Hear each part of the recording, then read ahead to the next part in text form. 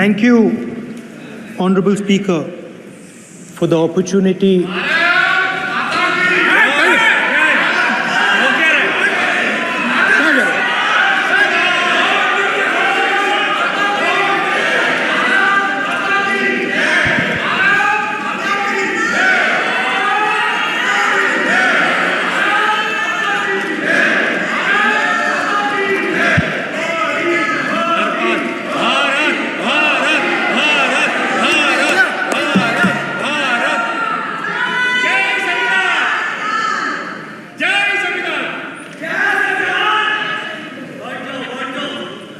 जय संविधान। कॉपी है उसकी?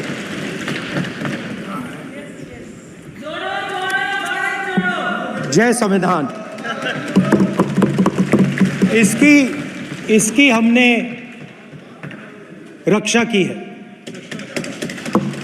देश ने मिलकर संविधान की रक्षा की है और अच्छा लग रहा है अब कि हर 2-3 मिनट बीजेपी के लोग संविधान संविधान संविधान संविधान कह रहे हैं।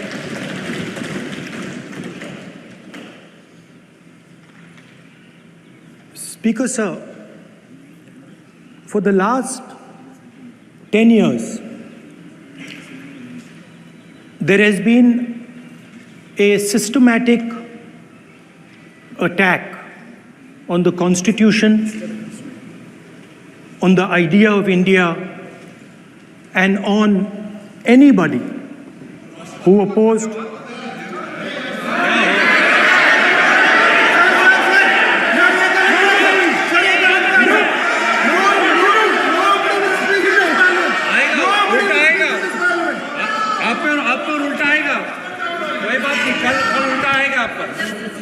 there has been just warming up right now. अभी वार्म अप हो रहा है। तो there was a systematic full scale assault on the idea of India, on the Constitution, and also on millions and millions of people who resisted the ideas being proposed by the BJP, who resisted the attack on the Constitution. Many of us personally were attacked. In fact, some of our leaders are still in jail. One of our leaders has just recently been released. Another one is still in jail. And not only the opposition, but anybody who resisted the idea of concentration of power, of concentration of wealth, of aggression on the poor, of aggression on Dalits, minorities, tribals, was crushed, violently crushed. People were put in jail, people were threatened, and I myself was attacked. Sir ये संसद TV का नया format देखा है आधा आधा, ये पहले देखा नहीं हमने। I myself was attacked by order of the government of India, by order obviously of the Prime Minister of India. 20+ cases,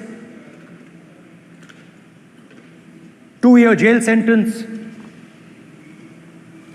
my house taken away, no problem.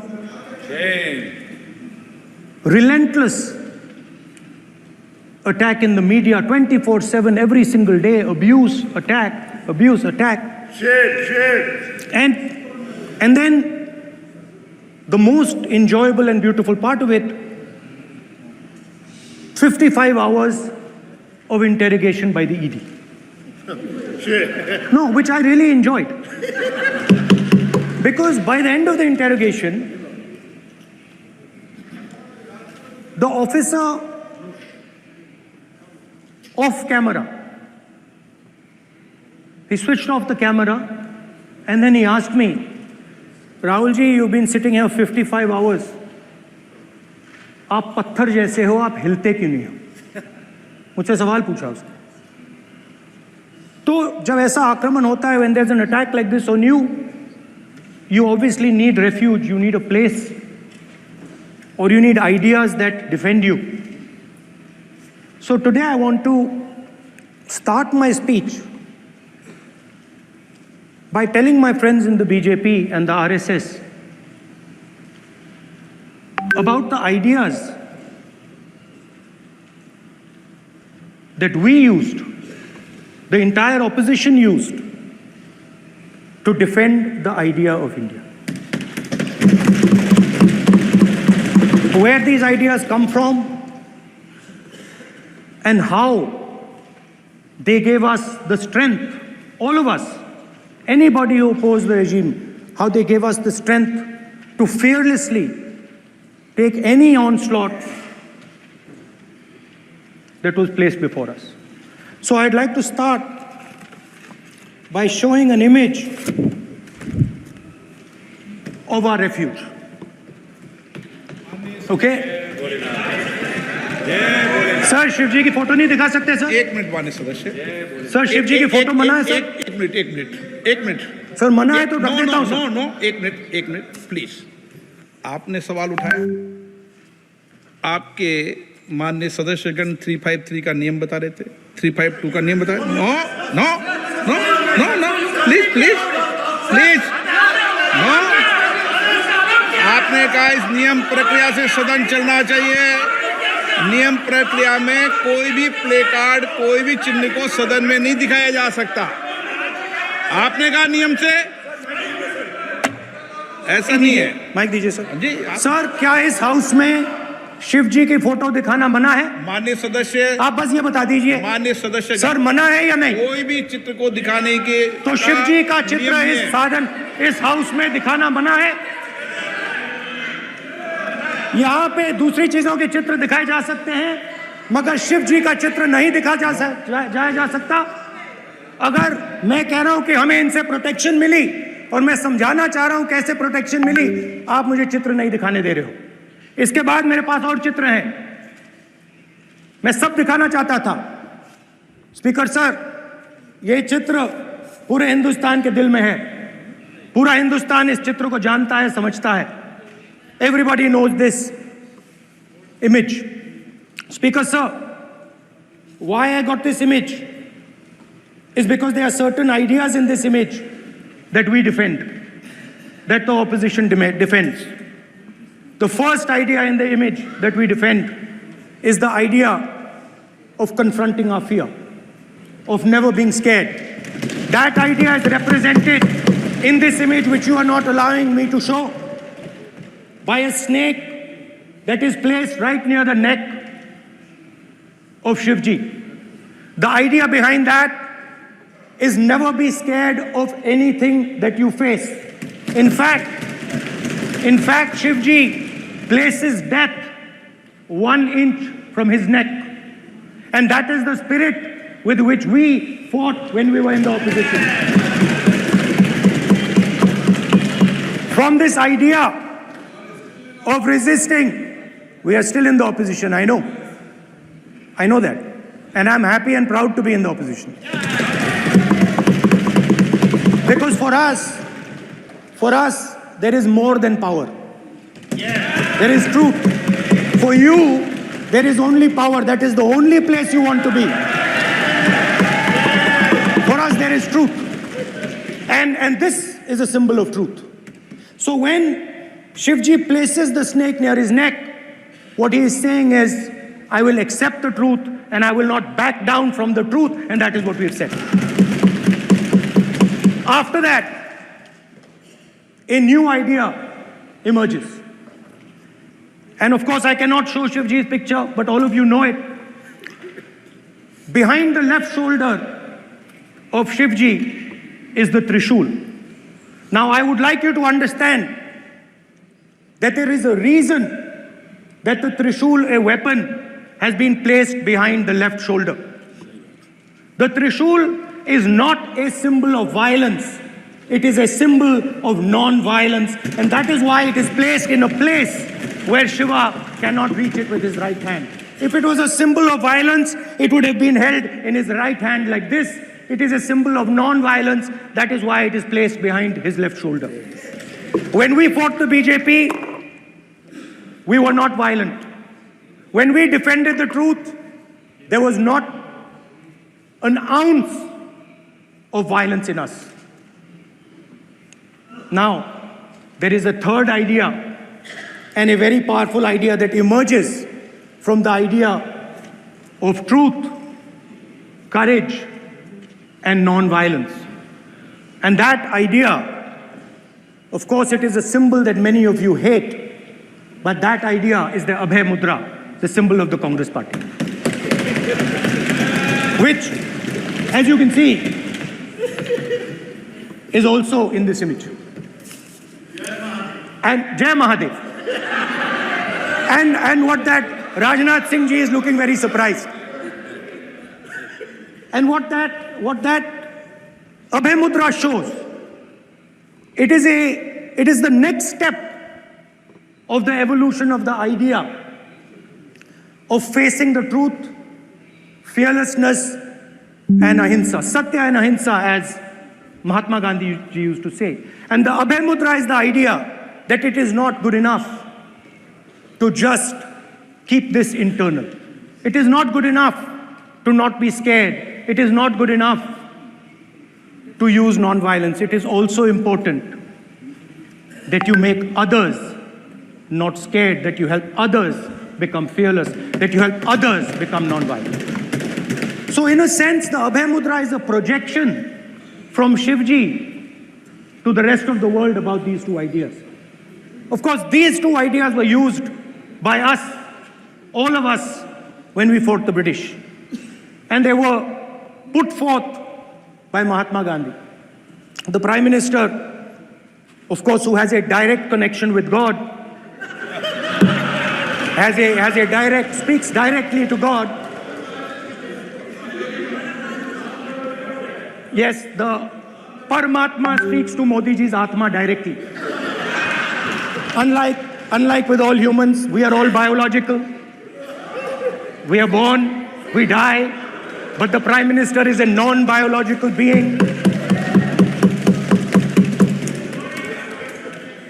And the Prime Minister says Gandhi is dead. And Gandhi was revived by a movie. Can you understand the ignorance? That Gandhi is dead and a movie revived the father of the nation. No, Gandhi is not dead. Gandhi is alive. Now, another very interesting thing I noticed. Anji. That is not your problem. That is not your problem. It is not none of your business. It is not none of your business. And there's another thing I noticed. That it is not just one religion that talks about courage. In fact, all our religions talk about courage. So, here is the religion of Islam.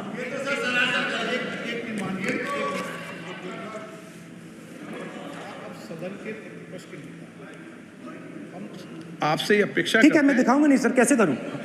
मैं समझाना चाहता हूं, वो समझा नहीं पा रहा हूं। सब समझदार हैं यहाँ पर, सब चुनकर आते हैं, जनता ने सबको चुनकर भेजा है। मजा नहीं आ रहा है। जनता ने सबको चुनकर भेजा, आप एड्रेस करें। जनता ने कांग्रेस पार्टी ने शिवजी की फोटो दिखा दी है, गुस्सा हो गए।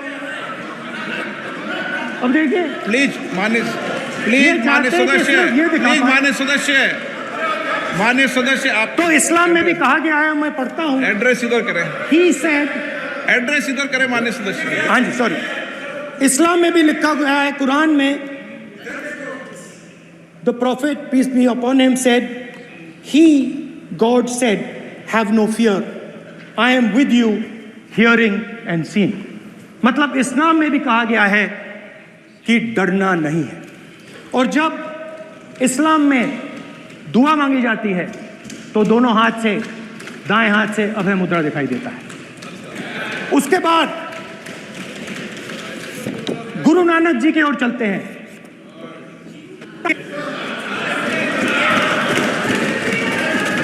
वाहेगुरु जी की फतेह, वाहेगुरु जी का खालसा। जिस धर्म पर आप हर रोज आक्रमण करते हो, गुरु नानक जी जो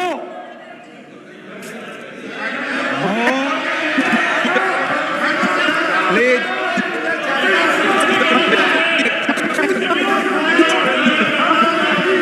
no, please please please please please माननीय सदस्य, please Guru Nanak ji please के माननीय चित्र में भी सदस्य, हम इनको इस तरीके से पूछते हैं, आप इस तरीके से टेबल पे मत रखो। हाँ, सर कहाँ रखूं सर? तरीका ठीक सर कहाँ रखूं? यहाँ रख दूं सर? आप यहाँ मत यहाँ रख रखो। देता हूँ सर।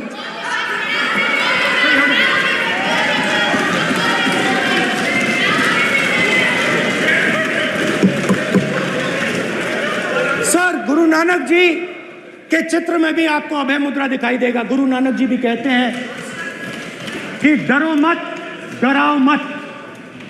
और पंजाब से गुरु नानक जी मेक्का तक गए, थाईलैंड तक गए, अफगानिस्तान गए, श्रीलंका गए, किसी से हिंसा नहीं की, अहिंसा की बात की, सत्य की बात की, और किसी को उन्होंने अपनी जिंदगी में नहीं डराया। उसके बाद जीसस क्राइस्ट की इमेज देखिए, उसमें भी आपको अभय मुद्रा दिखाई देगा। जीसस क्राइस्ट की इमेज में भी अभय मुद्रा, डरो मत, डराओ मत। और जीसस क्राइस्ट ने कहा कि अगर आपको कोई थप्पड़ मारता है तो दूसरा गाल दिखा दो। उसके बाद बुद्ध भगवान, अभय मुद्रा,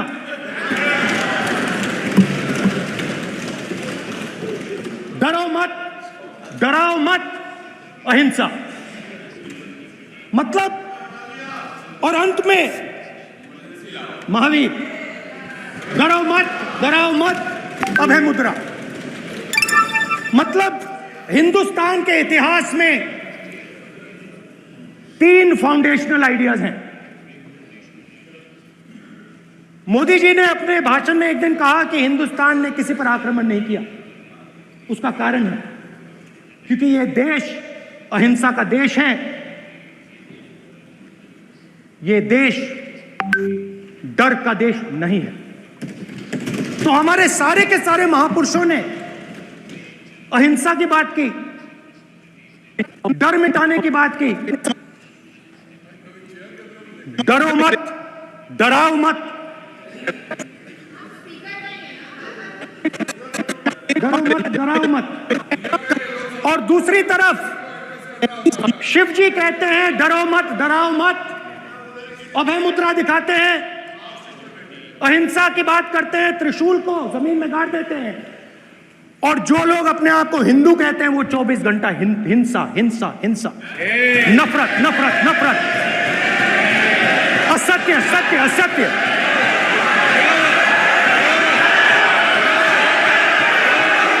आप हिंदू हो ही नहीं।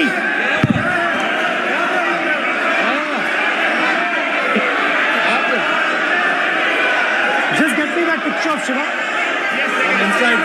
Because of this. हिंदू धर्म में साफ लिखा है, सत्य के साथ खड़ा होना चाहिए, सत्य से पीछे नहीं हटना चाहिए, सत्य से नहीं डरना चाहिए। अहिंसा हमारा प्रतीक है। अभय मुद्रा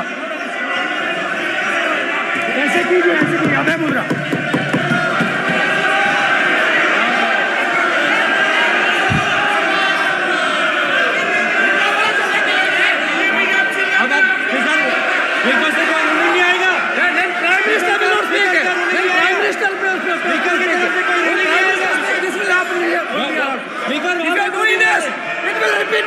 भाई भाई भाई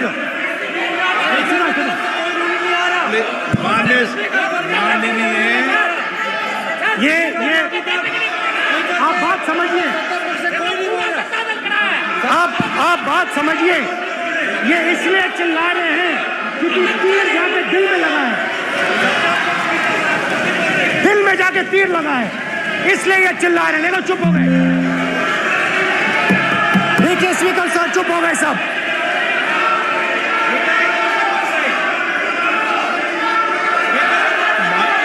एक मिनट।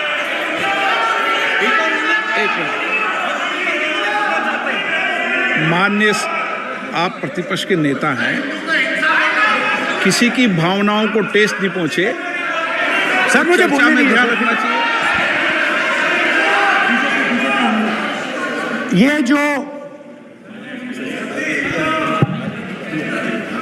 ये विषय बहुत गंभीर है। पूरे हिंदू समाज को हिंसक कहना ये गंभीर विषय है। बीजेपी को आपको नहीं, नरेंद्र मोदी जी पूरा हिंदू समाज नहीं है, बीजेपी पूरा हिंदू समाज नहीं है, आरएसएस पूरा हिंदू समाज नहीं है। पता नहीं फाइन क्यों नहीं।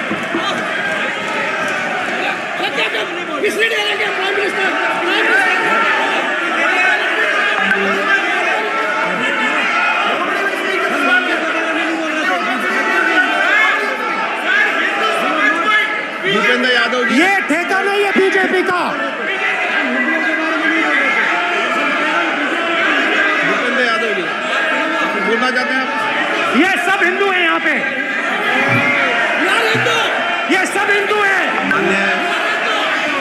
माननीय अध्यक्ष जी, प्रतिपक्ष के नेता आज पहली बार इस सदन को संबोधित कर रहे हैं।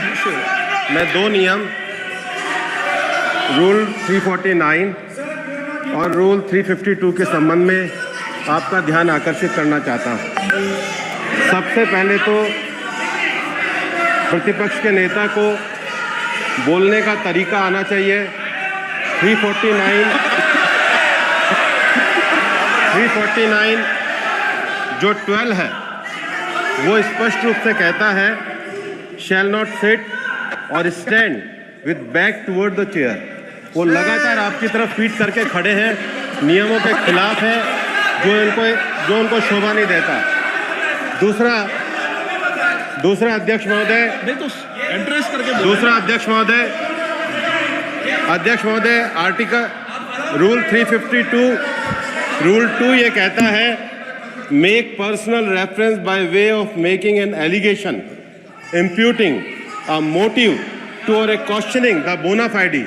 इन्होंने पूरे विपक्ष के सदस्यों पे नहीं बल्कि इससे बाहर जाकर पूरे एक हिंदू समाज के ऊपर एलिगेशन लगाया है। इनकी बोना फाइड गलत है, इनके खड़े होने का तरीका गलत है। सदस्यों में तो लगाया ही है। माननीय अध्यक्ष जी,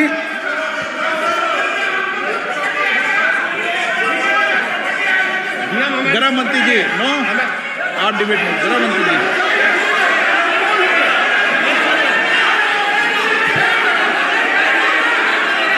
माननीय अध्यक्ष जी, शोर शराबा कर इतने बड़े वाकया को छिपाया नहीं जा सकता। विपक्ष के नेताजी ने कैटेगोरिकली कहा है कि जो अपने आप को हिंदू कहते हैं वो हिंसा करते हैं। मैं फिर से रिपीट करना चाहता हूं, उनका वाक्य था जो अपने आप को हिंदू कहते हैं वो हिंसा की बात करते हैं, हिंसा करते हैं।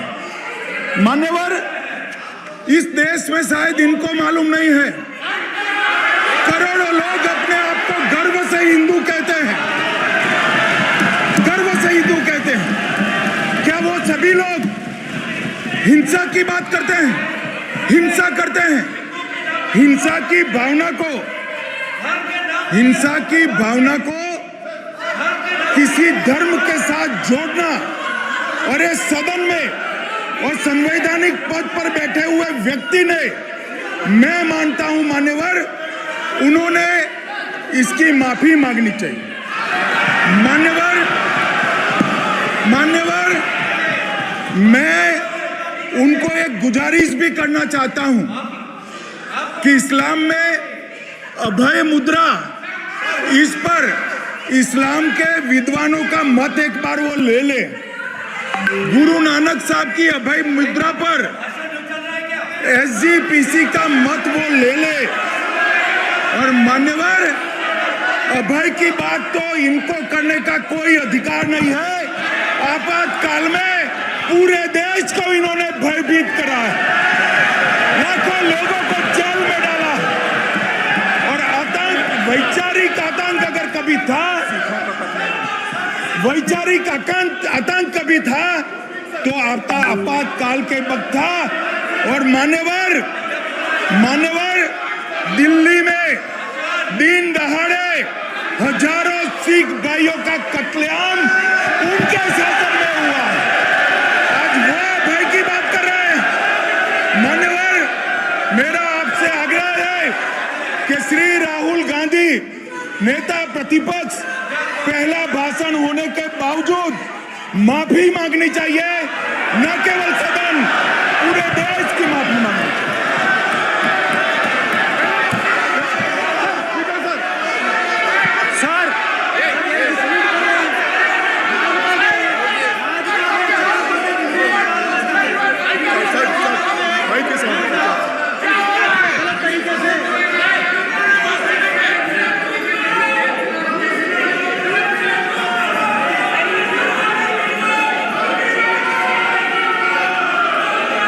स्पीकर साहब, क्या अध्यक्ष को देखो, कोई राय नहीं आएगा आपकी तरफ से। तो कल प्रधानमंत्री मोदी जी के समय में सर आप ऐसे रहिए sir. I'm not going to speak until they're quiet.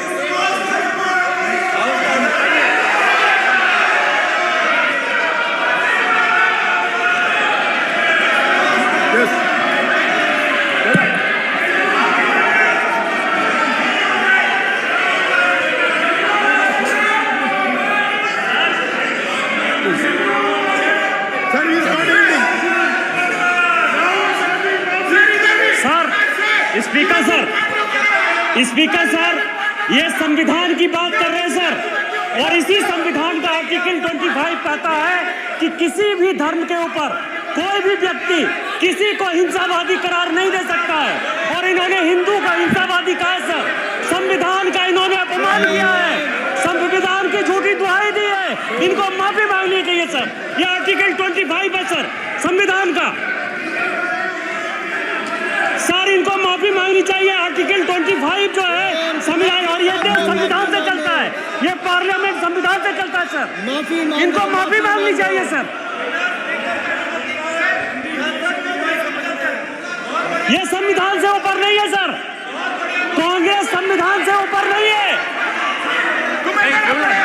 Article 25 कल्याण बने जी बताए आर्टिकल 25 क्या था?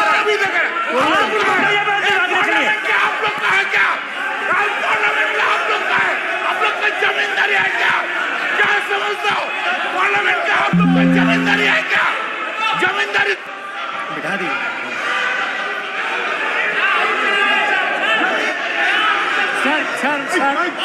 सर, स्पीकर सर, माने प्लीज एक मिनट देता हूं मैं आपको। हिंदू धर्म कहता है। एक मिनट प्लीज माने सदस्य प्लीज एक मिनट प्लीज।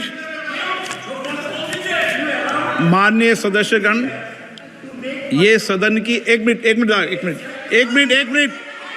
मैं दूंगा, अलाउ करूंगा आपको। माननीय सदस्यगण, इस सदन की एक गरिमा रही है और हमें संवाद चर्चा करते समय इस सदन की गरिमा को रखना चाहिए। और ऐसी कोई भी आपत्तिजनक बात जो पूरे समाज के पर विषय हो, कम से कम प्रतिपक्ष के नेता को बोलते समय ध्यान रखना चाहिए। मैं इसको सीरियस तरीके से देखूंगा।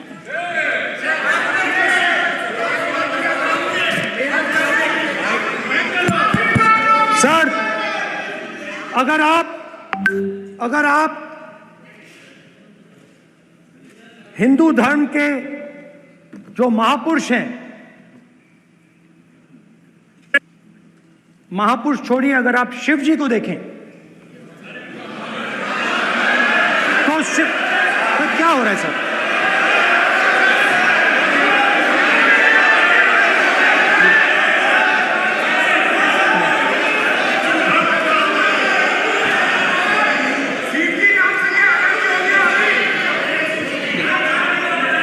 अगर आप शिव जी को देखें तो उनकी इमेज से आपको पता लगता है कि हिंदू डर नहीं फैला सकता, हिंदू हिंसा नहीं फैला सकता, हिंदू नफरत नहीं फैला सकता। और बीजेपी 24 घंटा नफरत, हिंसा, नफरत, हिंसा, नफरत, हिंसा। स्पीकर सर, कहां तक इन्होंने डर फैला दिया है?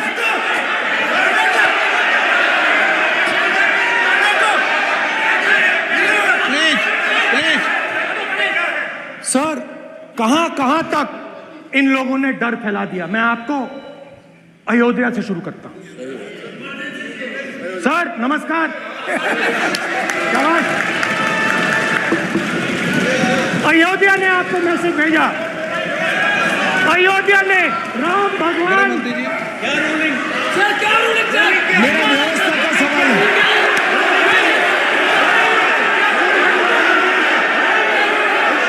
इस सदन के नियमों की पुस्तिका, इससे कुछ सदस्यों को क्या मुक्ति दे दी गई है?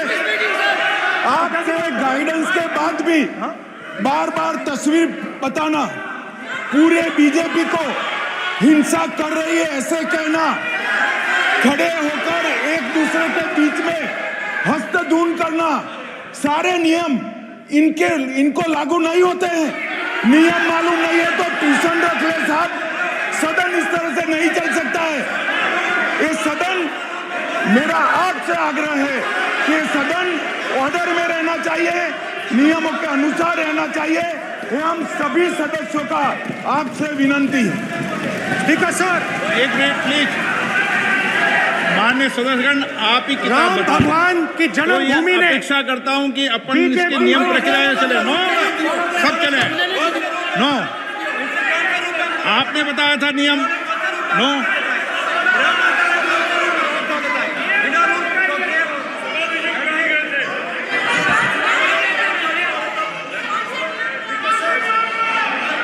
माइक दीजिए सर। हाँ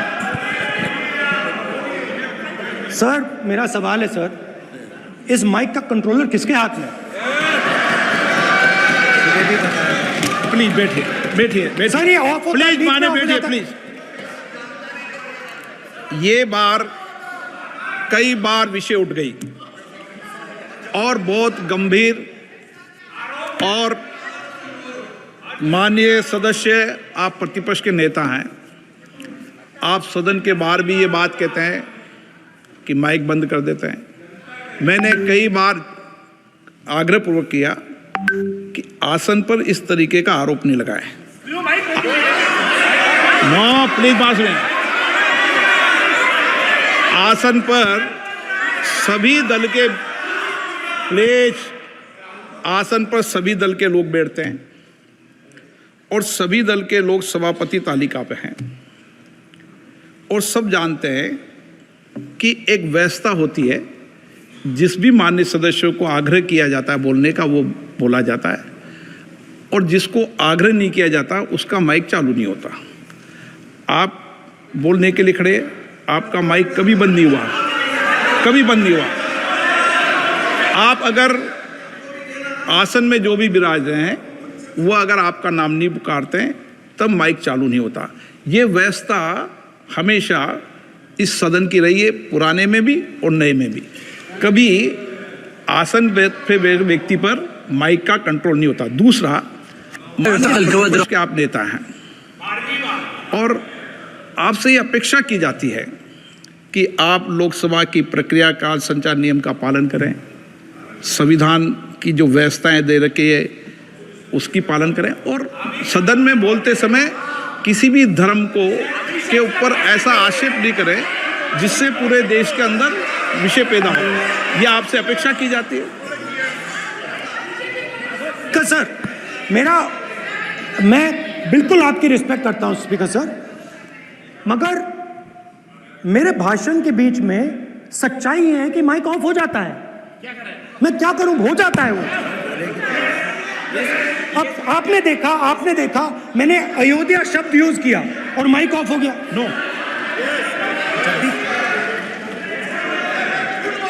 अरे ये प्रधानमंत्री मोदी जी के टाइम में आधा आधा कह रहा है क्या? तो अयोध्या ने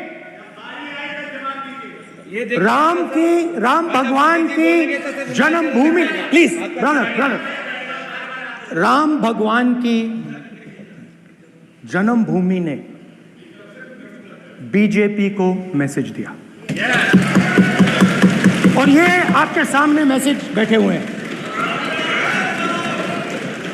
मैंने इनसे पूछा, कल कॉफी पी, इनसे मैंने पूछा बताइए ये हुआ क्या। बीजेपी ने राम मंदिर का इनॉग्रेशन किया, बोलने दीजिए, राम मंदिर का इनॉग्रेशन किया। अरे भाई आप हार गए, उसको नाम बोलने की कोई जरूरत नहीं, मैं भाषण दे रहा हूं, आप नहीं दे रहे हो। मुझे बोलना है जो बोलना है, मुझे नाम लेने की कोई जरूरत नहीं, मुझे जो बोलना है मैं बोलूंगा।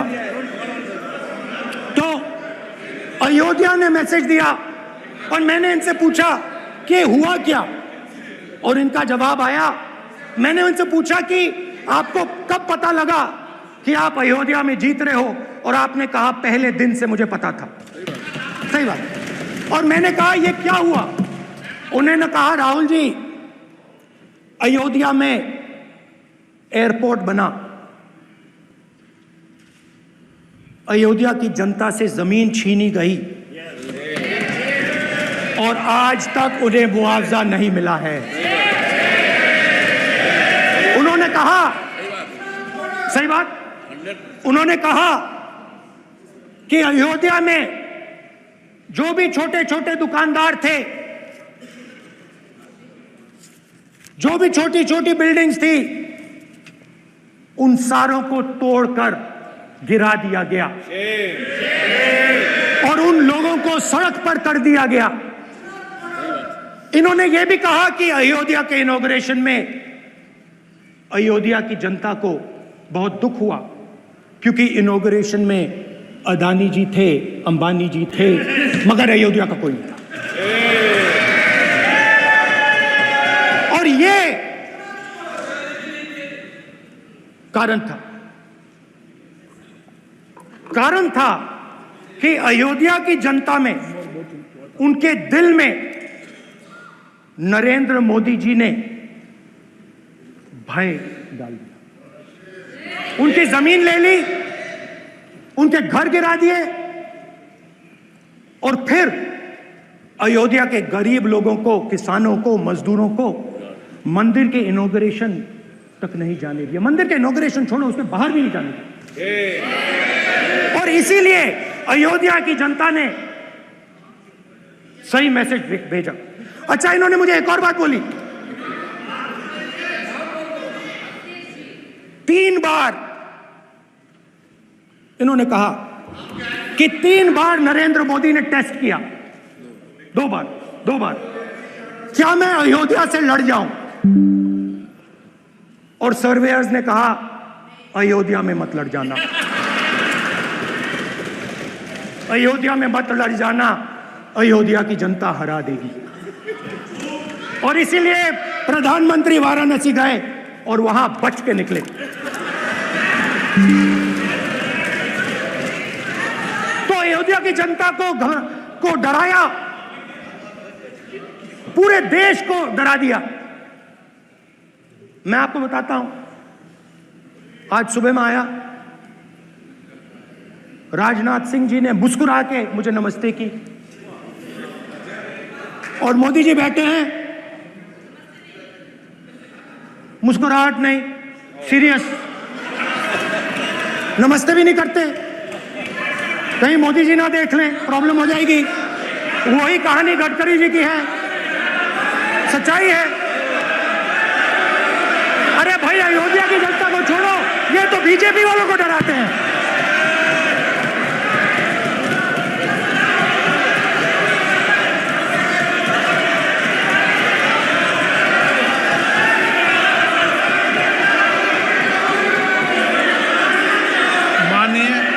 क्या है?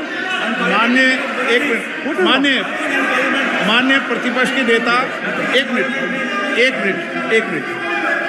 माननीय प्रतिपक्ष के नेता, आप सदन के वरिष्ठ नेता हैं। मेरा आपसे आग्रह है कि राष्ट्रपति अभिभाषण पर डिबेट हो रही है, इसकी गरिमा, राष्ट्रपति अभिभाषण की गरिमा रखे ना। ये तो अपेक्षा आपसे सब करते हैं कि आप राष्ट्रपति अभिभाषण पे बोले, नीतियां पे बोले, कार्यक्रमों में बोले। अब व्यक्तिगत रूप से नहीं, अगर आप ये उचित मानते हैं क्या? स्पीकर सर, ये उचित है? अगर आपकी पार्टी इसको उचित मानती है तो मुझे कुछ नहीं कहना। स्पीकर सर, माननीय अध्यक्ष जी, लोकतंत्र ने और संविधान ने मुझे सिखाया है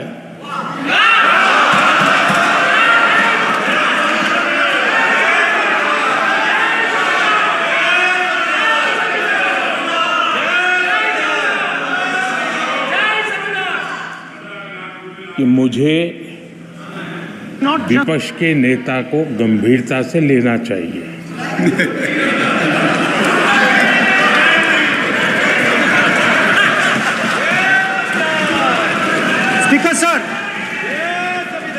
स्पीकर सर, आपने कहा कि डिबेट प्रेसिडेंट्स एड्रेस पे होनी चाहिए। ये जो मैंने किया है, अनुराग ठाकुर जी ने अयोध्या की बात की थी, अनुराग ठाकुर जी ने सनातन धर्म पर आक्रमण की बात की थी, इसीलिए मैंने ये किया है। मैं दिखाना चाहता हूं कि अयोध्या में क्या हुआ, अयोध्या की सच्चाई क्या थी। प्रेसिडेंट्स डिबेट में उन्होंने बात उठाई थी, मैंने बात बंद की। प्रधानमंत्री जी को अच्छी लगी अयोध्या के बाद अच्छी लगी, डर फैलाया और ऑपोजिशन का रिस्पांस, एक साथ मिलकर भारत जोड़ो यात्रा, सारे के सारे ऑपोजिशन, पूरा देश एक साथ मिलकर कन्याकुमारी से कश्मीर तक चला। और जो आपने डर फैलाया, उसके बारे में यात्रा में बहुत कुछ सुनने को मिला। अभी तक याद है, सुबह 7 बजे 7-8 बजे की बात थी, यात्रा में चल रहे थे, एक महिला आती है, हमारे साथ चलती है, मेरा हाथ पकड़ती है और घबराई हुई सी थी। तो मैंने पूछा क्या हुआ, वो मुझे कहती है मुझे मार रहा है, मुझे मार रहा है।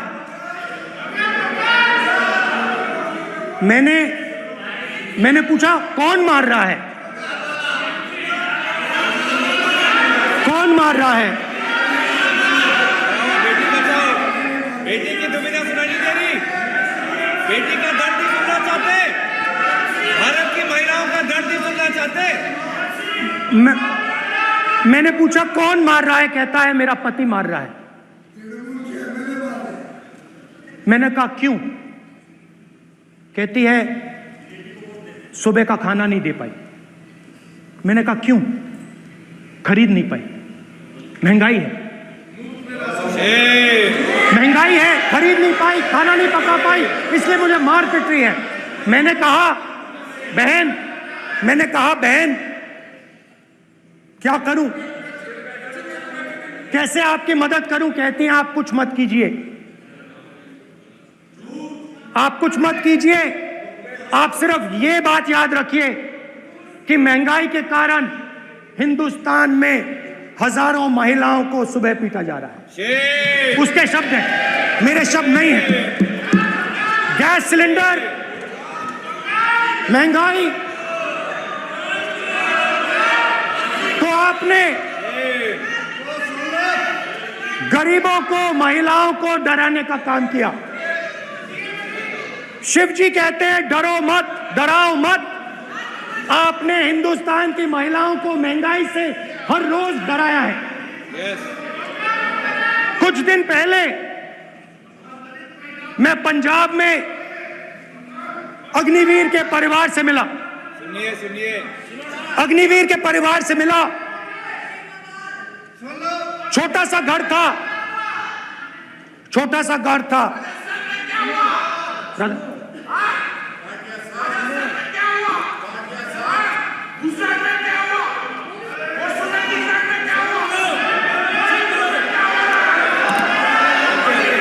ठीक है सर,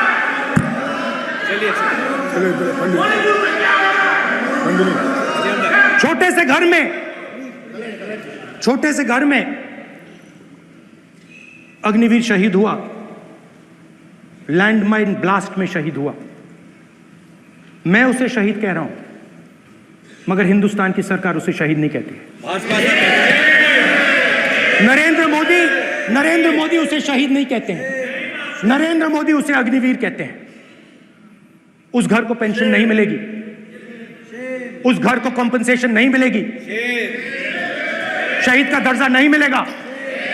और बेचारे बैठे हुए थे, 3 बहनें थी, एक साथ बैठी हुई थी, रो रही थी। आम जवान को पेंशन मिलेगी, जरूर दुख होगा, मगर हिंदुस्तान की सरकार आम जवान की मदद करेगी। मगर अग्निवीर को जवान नहीं कहा जा सकता।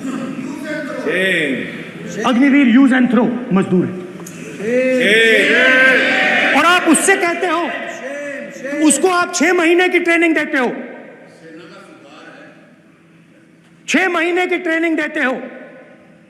दूसरी तरफ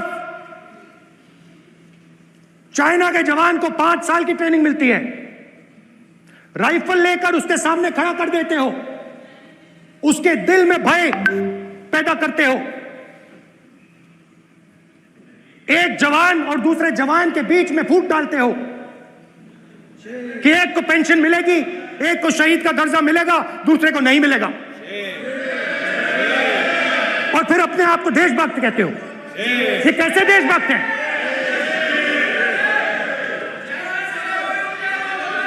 फिल्म स्टार जैसी फोटो थी उस लड़के की, फिल्म स्टार, बॉलीवुड स्टार की फोटो थी। मैं सोच रहा था, देखो इस युवा ने जान दी। स्पीकर सर,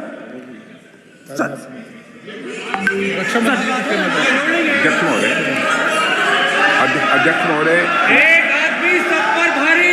अध्यक्ष महोदय, मैं नेता प्रतिपक्ष से अनुरोध करना चाहूंगा, गलत बयानी करके सदन को गुमराह करने की कोशिश। गलत नहीं है सर, गलत नहीं है सर, लेना चाहता हूं कि गलत नहीं है सर।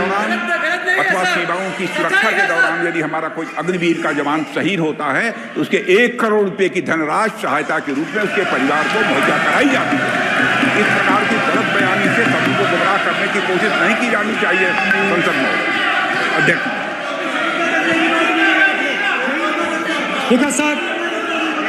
स्पीकर साहब देखिए, स्पीकर साहब देखिए, राजनाथ सिंह जी की एक राय है, मेरी एक राय है। सच्चाई अग्निवीरों को मालूम है, हमें बोलने की जरूरत नहीं है। अग्निवीर को किस चीज का सामना करना पड़ता है, शहीद का दर्जा मिलता है या नहीं मिलता है, कॉम्पनसेशन मिलता है नहीं मिलता है, पेंशन मिलती है नहीं मिलती है, वो उसको मालूम है। पॉइंट ऑफ ऑर्डर है मान्यवर।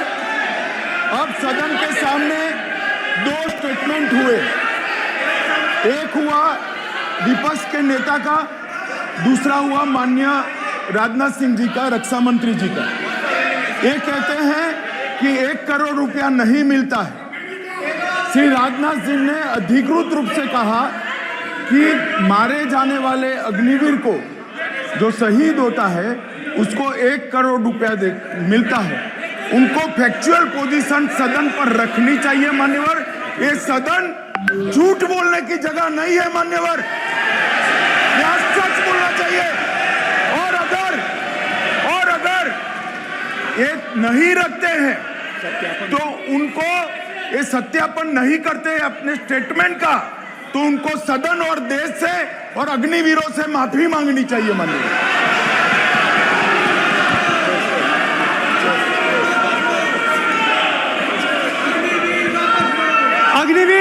अग्निवीर की सच्चाई मैंने फ्लोर ऑफ द हाउस पे रखी है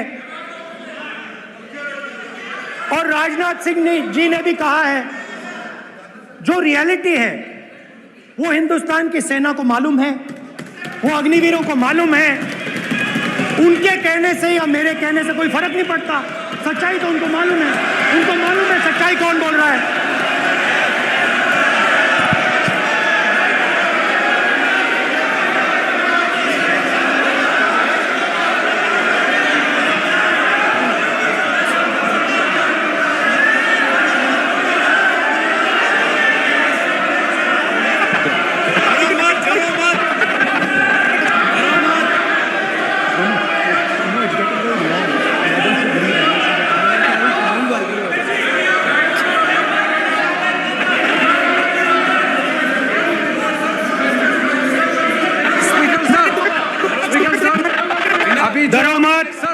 मेरा छोटा सा अनुरोध है, क्योंकि सर ये विषय गंभीर है और अभी माननीय गृह मंत्री जी ने जो बात रखे हैं कि 2 स्टेटमेंट जो रक्षा मंत्री जी ने बताया सदन को और माननीय विपक्ष के नेता राहुल गांधी जी ने जो स्टेटमेंट रखा है, इसमें इन्होंने जो कहा है कि रक्षा मंत्री बोलने से क्या फर्क पड़ता है, इतना हल्का फुल्का कैसे स्टेटमेंट दे सकता है लीडर ऑफ ऑपोजिशन।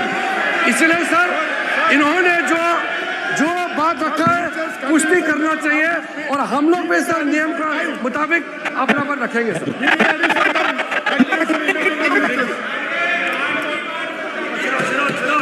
और स्पीकर सर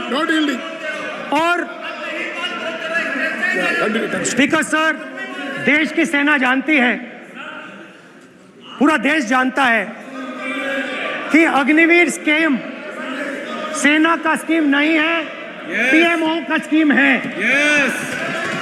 और पूरी सेना जानती है कि स्कीम प्राइम मिनिस्टर का ब्रेन चाइल्ड था, स्कीम सेना का ब्रेन चाइल्ड नहीं था।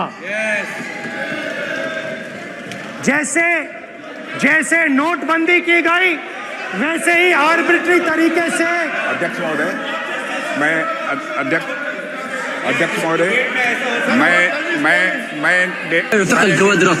नेता प्रतिपक्ष से विनम्रता पूर्वक अनुरोध करना चाहता हूं कि कृपया वह सदन को गुमराह करने की कोशिश न करें। अग्निवीर योजना के संबंध में बहुत सारे लोगों से 158 ऑर्गेनाइजेशन के साथ सीधा संवाद स्थापित हुआ है, उनके सुझाव लिए गए हैं, तब यह अग्निवीर योजना लाई गई है और बहुत सोच समझकर यह योजना लाई गई है। और मैं यह भी स्पष्ट कर देना चाहता हूं, इस प्रकार की योजनाएं दुनिया के कई देशों में है, यूएस में है, यूके में है, वहां पर किसी को कोई किसी प्रकार की आपत्ति नहीं है। अब बिना अग्निवीर योजना के बारे में समझे, बिना उस संबंध में कोई पूरी जानकारी हासिल किए इस तरीके से सदन को गुमराह करना, इसे कदापि उचित नहीं ठहराया जा सकता। महोदय, मैं तो आपसे यह अनुरोध करूंगा, इसे सदन की कार्रवाई से बाहर निकाला जाना चाहिए। आपको देखिए, सिंपल सी बात है स्पीकर सर, इनको अग्निवीर अच्छा लगता है, आप उसको रखिए, हम उसको बदल देंगे, हटा देंगे। सिंपल सी बात है, हमारी सरकार आई थी, अग्निवीर को हम हटा देंगे, क्योंकि हम सोचते हैं कि अग्निवीर सेना के खिलाफ है, जवानों के खिलाफ है, देशभक्तों के खिलाफ स्कीम है। हम इस स्कीम को नहीं चाहते।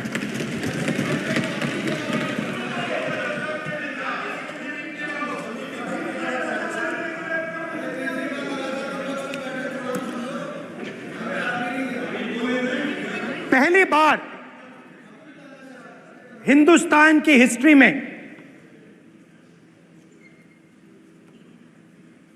जनता से स्टेट्स छीने गए हैं। जम्मू कश्मीर लद्दाख से आपने पहली बार स्टेट छीना है। मणिपुर को आपने सिविल वॉर में डुबा दिया है। मणिपुर को आपने और आपकी योजनाओं ने, आपकी पॉलिटिक्स ने जला दिया है। और आज तक हिंदुस्तान के प्रधानमंत्री मणिपुर नहीं गए हैं। ऐसा लगता है कि मणिपुर हिंदुस्तान का प्रदेश नहीं है।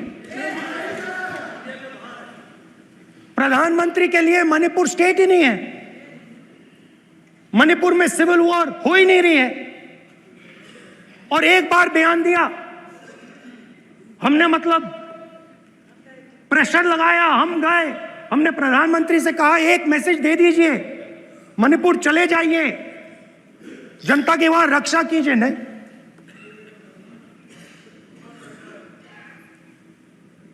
मैं वहां गया, कुकीज और मेहते से दोनों से मिला। आज तक नहीं, आंसर नहीं मिलेगा, मिल नहीं सकता।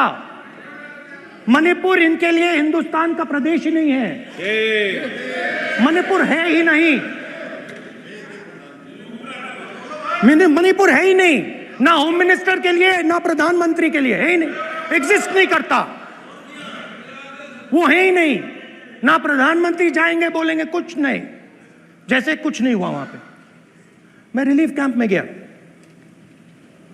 एक औरत कांपती हुई, रोती हुई मुझे कहती है कि मैंने अपनी आंखों के सामने, हाँ मैं औरतों की बात कर सकता हूं, एक भाई मैं कर सकता हूं, एक भाई एक कर्तव्य निभा रहा। आप अपने संगठन में महिलाओं को नहीं डालते हो, मगर मैं औरतों की बात कर सकता हूं।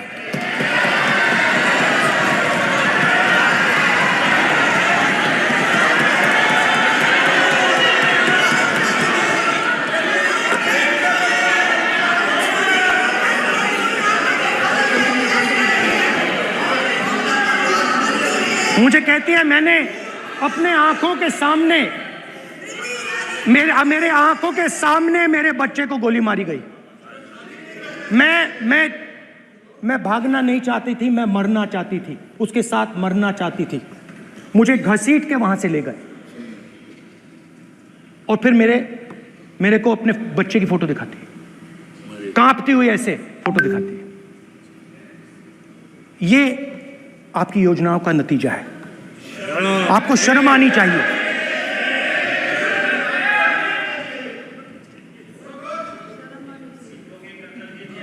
एक दिन प्रधानमंत्री 8 बजे कहते हैं, पता नहीं फाइन ट्यूनिंग हो गई भगवान के साथ, डायरेक्ट मैसेज भगवान, सर ने बोला है, सर प्रधानमंत्री ने ये बोला है, ये मैं नहीं बोल रहा हूं, प्रधानमंत्री ने बोला है कि मेरा डायरेक्ट कनेक्शन है भगवान के साथ। मैंने नहीं बोला, मैंने नहीं बोला। Social media chief also told भगवान जगन्नाथ। एक मिनट प्लीज, एक मिनट तो एक मिनट माननीय राहुल गांधी जी, एक मिनट, माननीय सदस्य, एक मिनट प्लीज, एक मिनट रविशंकर जी प्लीज, एक मिनट। माननीय सदस्यगण, आप वरिष्ठ नेता हैं, सदन के नेता होते माननीय प्रधानमंत्री जी, और हम सबको माननीय प्रधानमंत्री जी का सम्मान करना चाहिए। ये सदन में हमेशा उच्च कोटि की परंपरा मर्यादा रही है। नो सर नहीं, गौरव अगर आपको स्पीकर सर, मैं पुरानी पार्टी है। गौरव स्पीकर सर, मैं रिस्पेक्ट कर रहा हूं। ये प्रधानमंत्री के शब्द हैं, मेरे शब्द नहीं हैं। ये प्रधानमंत्री जी ने कहा है, पब्लिक में, मीडिया को कहा है कि मैं बायोलॉजिकल नहीं हूं, मेरा डायरेक्ट कनेक्शन भगवान के साथ है। मैं नहीं बोल रहा हूं, प्रधानमंत्री मोदी जी ने बोला है। तो पता नहीं उस टाइम 8 बजे भगवान का मैसेज आया होगा हिंदुस्तान, वही मगर फिर श्री राम ने आपको दूसरा मैसेज दे दिया अयोध्या में। भगवान का मैसेज आया होगा, मोदी जी नोटबंदी कर दीजिए। नोटबंदी कर दिया, डायरेक्ट ऊपर से आया मैसेज, ऑर्डर आया खटाक। और अलग अलग ऑर्डर आते हैं। अदानी जी वाला ऑर्डर आता है, बंबई एयरपोर्ट अदानी जी का ऊपर से ऑर्डर आता है, खटाक खटाखट खटाखट खटाखट ऑर्डर आते हैं। तो नोटबंदी कर दी। स्मॉल और मीडियम बिजनेसेस जो हैं, जो हिंदुस्तान की रोजगार की रीढ़ की हड्डी है, बैकबोन है, उड़ा दिया, उड़ा दिया, खत्म कर दिया। आज नतीजा यह है कि ये जो भी करना चाहे करें, हिंदुस्तान के युवाओं को रोजगार नहीं मिल सकता। Job creation backbone is broken, finish, खत्म। नोटबंदी की, गलत जीएसटी लागू की, उड़ा दिया। अब मैं सोचता हूं, पहले मैं सोचता था ये पता नहीं कैसे हुआ, अब मैं समझता हूं कि ये अदानी जी, अंबानी जी जैसे लोगों के लिए किया गया था। ये रास्ता साफ करने का तरीका था, रास्ता साफ करने का तरीका था। इनकम टैक्स डिपार्टमेंट उनके पीछे पड़ा रहता है। जीएसटी, डिमोनेटाइजेशन, 24 घंटा उनको तंग करते हैं। उनके कैश फ्लो को रिस्ट्रिक्ट करने की कोशिश करते हैं, कैश फ्लो को क्रश करने की कोशिश करते हैं कि वो परे हट जाएं और अरबपति उनकी जगह ले लें। आप किसी भी छोटे व्यापारी से पूछ लो, किसी भी स्मॉल मीडियम बिजनेस ओनर से पूछ लो, ये आपको बता देगा। गुजरात में मैं गया, टेक्सटाइल ओनर्स के साथ मेरी बात हुई। मैंने उनसे पूछा नोटबंदी क्यों हुई, जीएसटी क्यों हुई? साफ बोला अरबपतियों की मदद करने के लिए जीएसटी और नोटबंदी की गई है। नरेंद्र मोदी जी अरबपतियों के लिए काम करते हैं, सीधी सी बात। मैं जाता रहता हूं और आपको गुजरात में हराएंगे इस बार।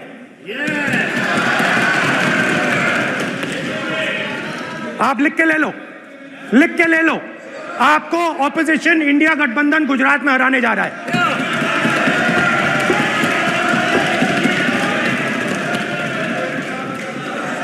किसानों को डराने के लिए लैंड एक्विजिशन बिल जो हम लाए थे, उनकी जमीन की रक्षा करने के लिए, उनको सही कॉम्पनसेशन देने के लिए, उसको आपने खत्म कर दिया। यहां कोशिश की, कर नहीं पाए तो स्टेट्स में खत्म कर दिया।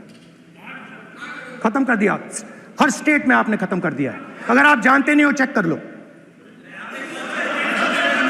हर स्टेट में हर भाजपा की स्टेट में खत्म कर दिया। रूल स्टेट में खत्म किया है, हर भाजपा की रूल स्टेट में खत्म किया है, हर भाजपा की रूल स्टेट में खत्म किया है। स्पीकर सर,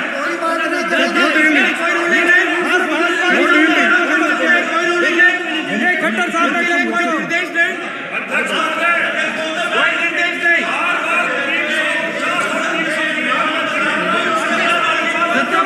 बार खड़े होकर भाषण को कम कर रहे हैं। कोई रोक नहीं।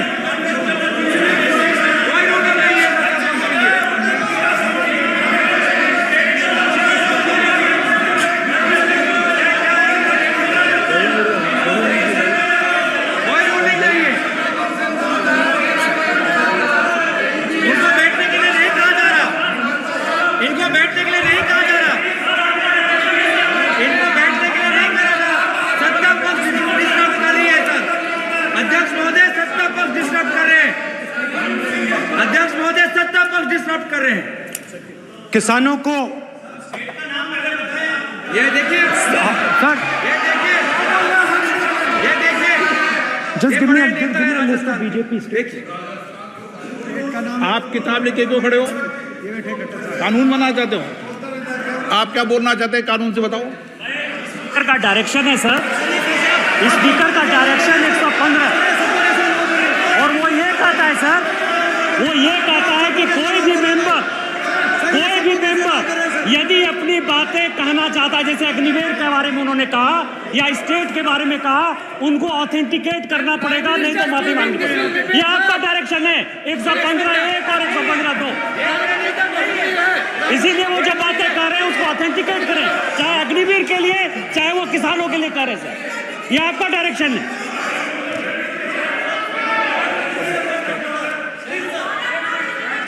तो किसानों को जो हमने लैंड एक्विजिशन बिल तैयार किया था सही मुआवजा दिलाने के लिए, उसको आपने रद्द किया।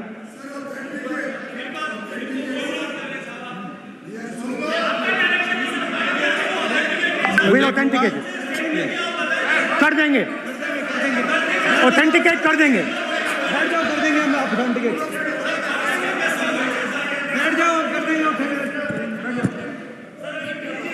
उसके बाद किसानों को डराने के लिए, याद रखिए शिव जी कहते हैं डरो मत डराओ मत, किसानों को डराने के लिए आप 3 नए कानून लाए। प्रधानमंत्री ने उनसे कहा कि ये आपके फायदे के कानून हैं। सच्चाई थी कि वो अदानी जी अंबानी जी के फायदे के कानून थे। हिंदुस्तान के सारे किसान खड़े हो जाते हैं। आज तक सड़क ब्लॉक है। अगर आप वहां जाएंगे आज तक आपको दिखेगा कि वो सड़क जिस पे किसान आए थे वो आज तक बंद पड़ी हुई है। हरियाणा में 2 जगह किसान खड़े हो गए, कहते हैं नहीं ये हमारा नहीं है, आप हमारे से हमारी मेहनत का फल छीनना चाहते हो, हम इस बात को एक्सेप्ट नहीं करेंगे। आप उनसे बात नहीं करते, आप उनको कहते हो, आप बात नहीं करते।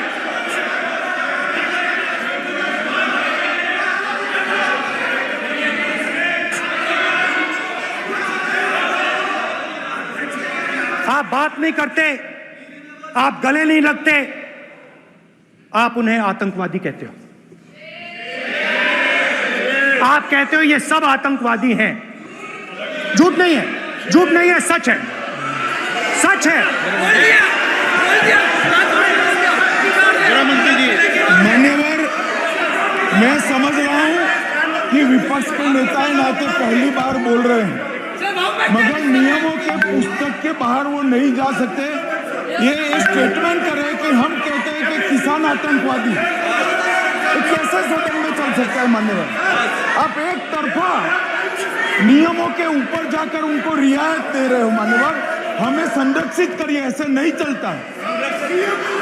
700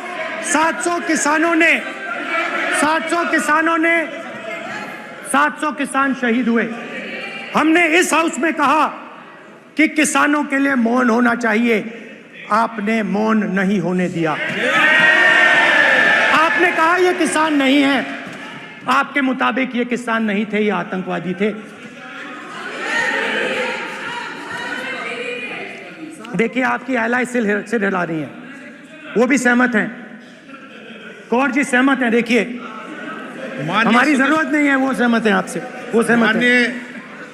माननीय बोला था माननीय सदस्य, एक शब्द उधर नहीं सर। किसान क्या मांग रहा है सर? स्पीकर सर, माननीय सदस्य, स्पीकर सर, किसान क्या मांग, सॉरी, मेरा ये आग्रह है, आपकी पार्टी का समय नहीं बचेगा,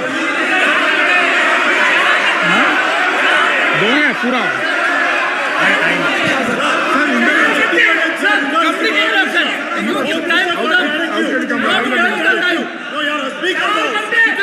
आप नहीं बोलेंगे, ये बोलेंगे सर। और आप तो सर और स्पीकर सर, आप तो किताब स्पीकर सर, किसानों ने मांगा क्या? स्पीकर सर, किसानों ने मांगा क्या? किसानों ने सिर्फ ये कहा कि अगर 16 लाख करोड़ रुपए अरबपतियों का कर्जा माफ हो सकता है तो हमारा भी थोड़ा सा कर दीजिए। किसान ने यह कहा कि हर प्रोडक्ट के लिए सही प्राइस मिलती है, हमें भी एमएसपी दे दीजिए। और आप लोगों ने कहा किसान का कर्जा माफ नहीं होगा और एमएसपी नहीं मिलेगी।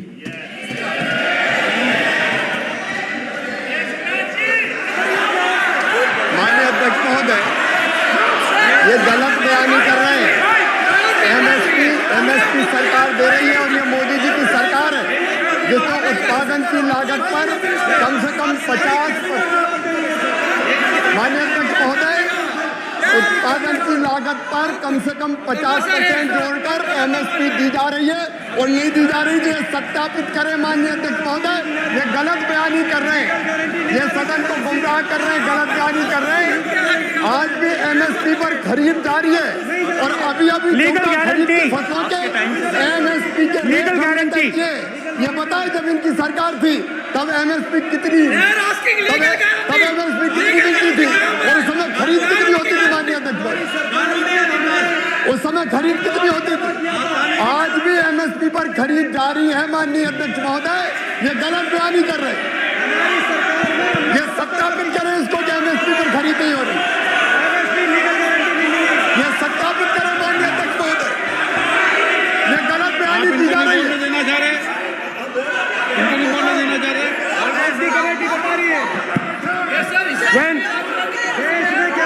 स्पीकर सर, एमएसपी जब मैं speaker sir, MSP with legal guarantee, speaker sir, the issue is MSP with legal guarantee, not just MSP.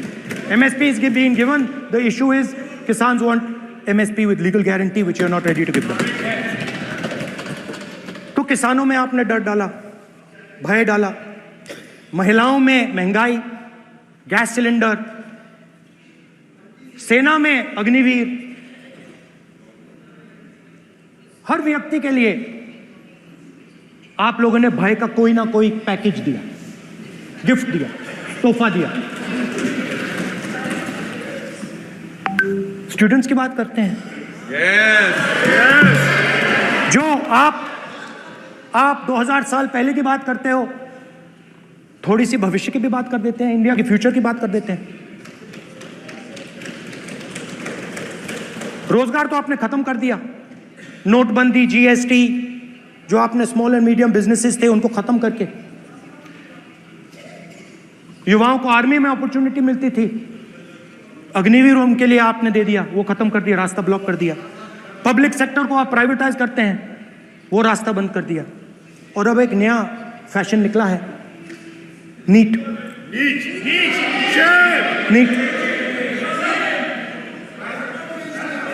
Professional exams को आपने कमर्शियल एग्जाम्स में बदल दिया है. NEET is not a professional exam, NEET is a commercial exam. NEET में एक student topper हो सकता है, एक्सीलेंट स्टूडेंट हो सकता है, मगर अगर उसके पास पैसा नहीं है, मेडिकल कॉलेज में नहीं जा सकता. सिंपल सी बात. नीट का पास मार्क 22% है. वो पूरा का पूरा एग्जाम, सर एजुकेशन मिनिस्टर पूरा का पूरा एग्जाम अमीर बच्चों के लिए बनाया गया है. कोटा में पूरे के पूरे एग्जाम को आपने सेंट्रलाइज किया. हजारों करोड़ रुपए बन रहे हैं, हजारों करोड़ रुपए बन रहे हैं. और कमर्शियल पेपर जो आपने बना रखे हैं, कमर्शियल एग्जाम्स, 7 साल में 70 बार पेपर लीक. प्रेसिडेंट्स एड्रेस में ना नीट की बात होगी, ना अग्निवीर की बात होगी,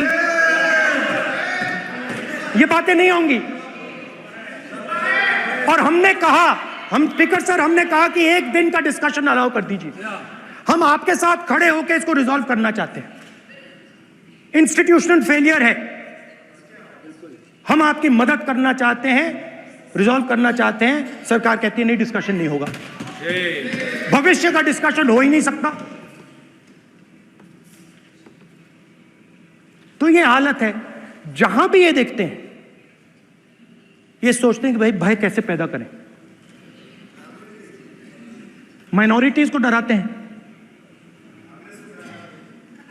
नहीं, कांग्रेस नहीं डरती आपसे, आप कांग्रेस से डरते हो।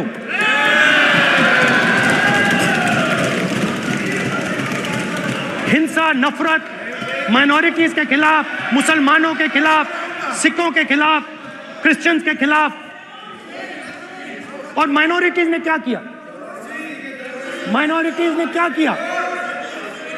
हर स्फीयर में हिंदुस्तान को रिप्रेजेंट करते हैं, नाम रोशन करते हैं, पत्थर जैसे हिंदुस्तान के साथ एक साथ खड़े हैं,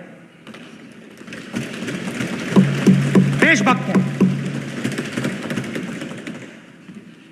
और आपने सारे के सारे माइनॉरिटीज पर आक्रमण किया, उनके खिलाफ हिंसा, नफरत फैलाई।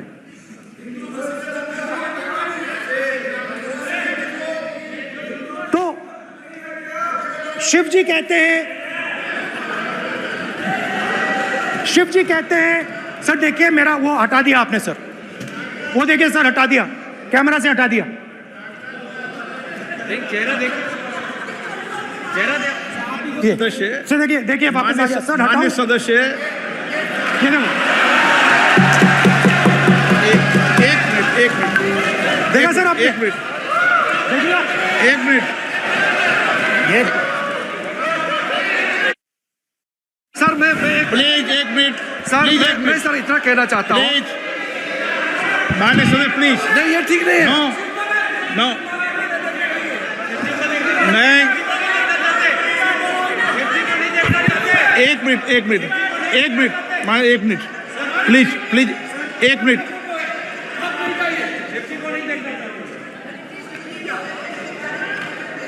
आप प्रतिपक्ष के नेता हैं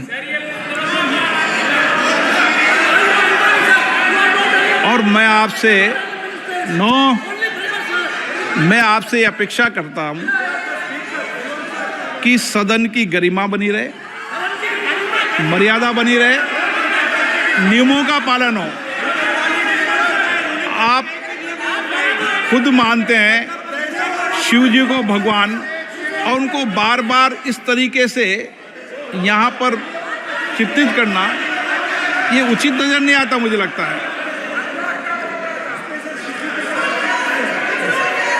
स्पीकर सर देखिए, रूल्स की किताब पढ़ोगे आप? रूल्स में है कि आप कोई भी चित्र को नहीं दिखा सकते सदन में, आप किसी बात का नाम नहीं ले सकते, आप नियम प्रक्रियाओं से नहीं बोल रहे हैं।